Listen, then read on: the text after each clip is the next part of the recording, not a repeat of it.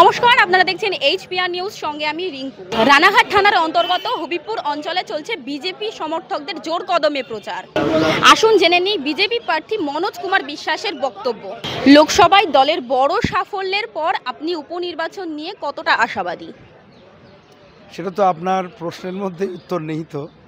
শুধু লোকসভায় সাফল্য নয়, এর পূর্বে যে বিধানসভা, সেই বিধানসভাতেও আমাদের ব্যাপক সফলতার সহিত আমরা জয়লাভ করেছিলাম। এই লোকসভাতেও আমরা প্রায় 37,000 ভোটে আমরা জয়ী হয়েছি এই বিধানসভা ক্ষেত্র থেকে।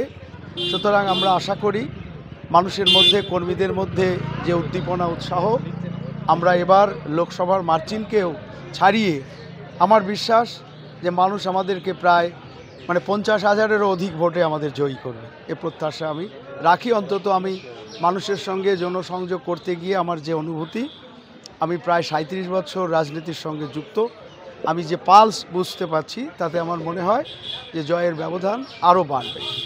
এটা শুধু সময়ের অপেক্ষা। হবিবপুর থেকে রিঙ্কু মণ্ডলের রিপোর্ট, এইচপিআর নিউজ।